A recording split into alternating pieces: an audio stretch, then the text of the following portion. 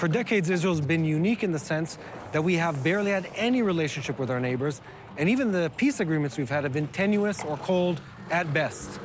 But over the past year or so, something incredible has happened, where suddenly our country that's been isolated, that's been alone, is now cultivating strong, warm peace agreements and relationships with neighbors throughout the Middle East.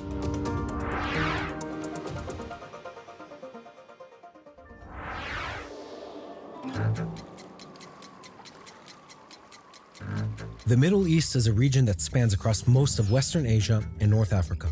It includes 18 countries, but sometimes the list feels a little longer. The modern Middle East came about at the end of World War I. After conquering the lands controlled by the Ottoman Empire, the British and the French divided the very factioned region into brand new nation-states. The newly drawn borders served the interests of Britain and its allies, while completely ignoring the deep tensions and violent conflicts between various ethnic and religious groups in this region. This smashing together of conflicted peoples created a divided Middle East, and a strongman government began to take control of many of these countries. In 2011, the Arab Spring began. Unrest flooded state after state as the people rose up to overthrow their leaders. But as dictatorial regimes fell, oftentimes Islamic extremism rose up in their place, and the Middle East has not been the same since. I met with Dr. Jonathan Spire to take a deep look at how the region is still clamoring for stability today. Good to see you, Jonathan. Hello, how are you doing, Mati? Good to see you. Well, one point which needs to be immediately made at the beginning is that, it's common to talk about the Middle East as the Arab world. It's important to remember that the Arabs themselves are only one of the peoples that are present here in the Middle East. Yeah. Turkey, of course, is a non-Arab country.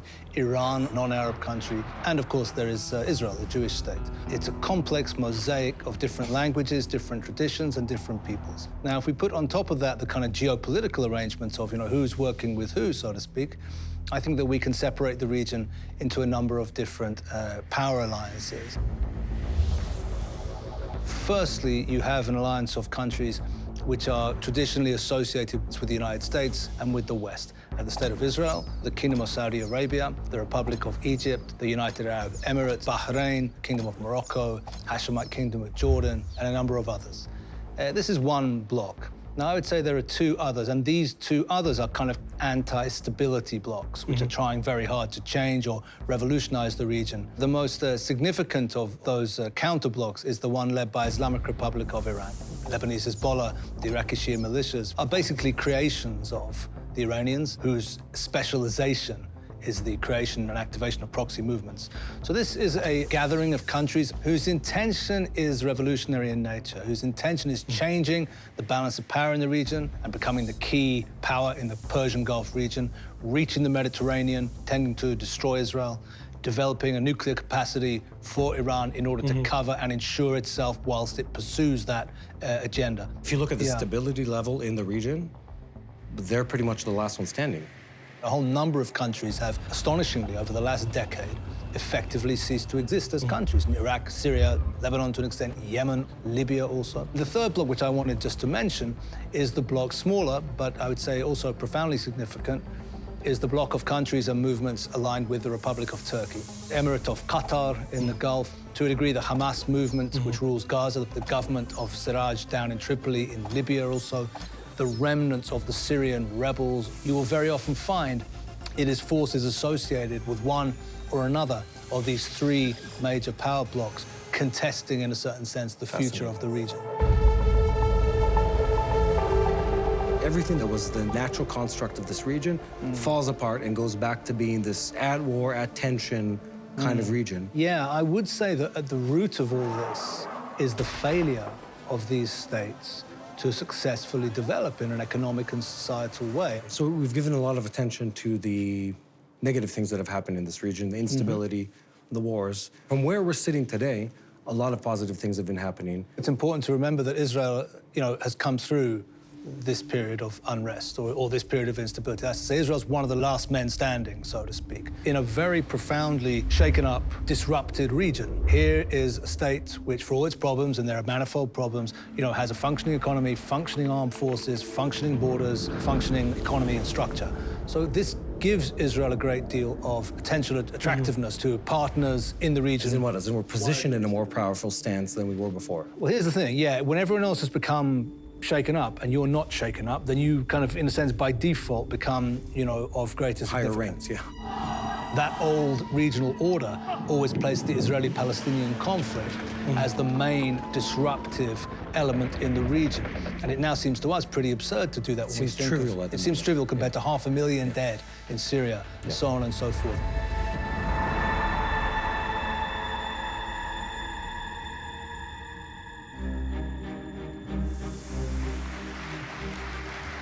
We're here this afternoon to change the course of history. After decades of division and conflict, we mark the dawn of a new Middle East. In a few moments, these visionary leaders will sign the first two peace deals between Israel and the Arab state in more than a quarter century. In 2020, Israel signed a series of official agreements with some pro-stability countries in the region.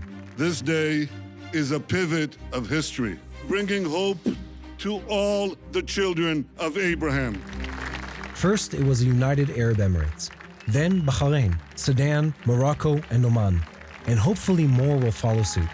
These deals, brokered by the US, are nothing short of historic. They normalize relations between Israel and their partners for peace, encouraging trade and cooperation. Congratulations on this outstanding achievement. Congratulations. These agreements are called the Abraham Accords. They pay homage to the shared heritage between the Jewish world and the Muslim world that goes back to Father Abraham. The Abraham Accords are very much a new phenomenon, but when you look back into history, you realize we're in a way going back to the place Israel always had as a place of meeting and trade, commerce and connection between Asia, Africa, and cultures and religions in this region. I mean, for millennia, the Via Maris, the Way of the Sea, connected Asia, Africa as a trade route that was running through this very region. It is new, but at the same time, we're reconnecting to the historical roots of Israel being a hub of connection and trade in the Middle East. Thank you for joining us as we provide a spiritual insight of what God is doing in Israel and in the Middle East. If you want to learn more about what God is doing in Israel, make sure to visit us on our webpage and follow us on social media. Shalom, and God bless you from Jerusalem.